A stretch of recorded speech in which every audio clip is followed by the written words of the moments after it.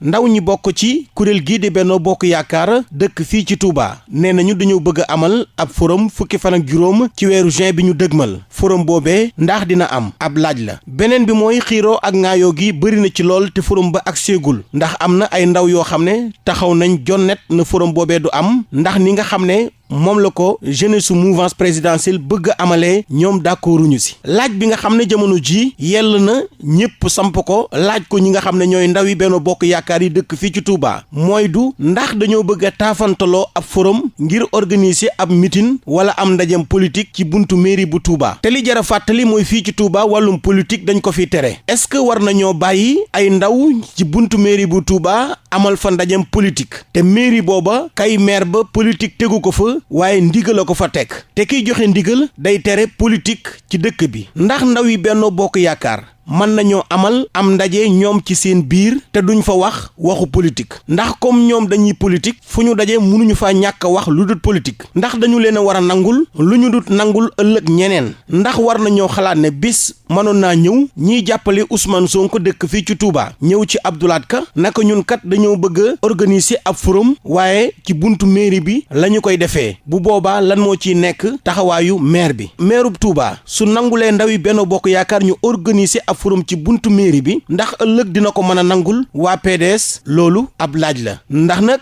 xale bi gàddu saagam sax di jàngi xam na ne ndawi mouvance présidentielle fu ñu dajee mënuñu faa ñàkk a wax lenn lu dul politique misaal mi mooy commerçant yi nekk ci marché Ocass bu ñu xëyee ba jant bi so wàllum njënd ak njaay rek ci la ñuy wax est-ce que du ndaw ñii nekk ci Benno Bokk Yaakaar dañoo bëgg a porox ndollu ci forum bi ngir amal ndaje moo xam ne danañu fa wax ay réalisation yi Macky Sall ngir askan wi bàyyi leen xel ci élection locale yi nga xam ne moom la ñu daal di dëgmal li ñu jàpp ne war naa am mooy conseil communal de la jeunesse bu Touba war nañoo waxtaan ak maire bi xamal ko na ko la ñoo bëgg a organiser ab forum maire bi waxtaan ci ak ministère bi nga xam ne moo yor wàllum xëyum ndaw ñi bu ñu jàppee seen bis war nañoo mën a organiser forum boo xam ne dañu koy def ci turu Touba gi yépp ndax nag bëri na ci Touba ay ndaw yoo xam ne seen yoon nekkul ci politique te ñii bu ñu leen bàyyee ñu def forum bi mënuñu faa ñàkk waxtaane politique naam bëri nay ndaw ci Touba seen yoon nekkul ci politique waaye nag seen yoon nekk na ci 450 milliards yi njiitu réew mi Macky Sall wax seen yoon tamit nekk na ci nag 65 000 recrutement yi nga xam ne njiitu réew mi di Macky Sall wax na ko ndax loolu lépp alalu réew mi la forum bi ak seegul xuloo bi ak xiiroo bi ngaayoo gi mel ni tulleeg màlle ba presse bi commencé di si wax est-ce que maire Touba dina bàyyi ndaw ñi ñu organiser forum bi ci buntu mairie bi loolee ab laaj la ministre Dame Diop mi nga xam ne dem na Mbirkilaan présider fa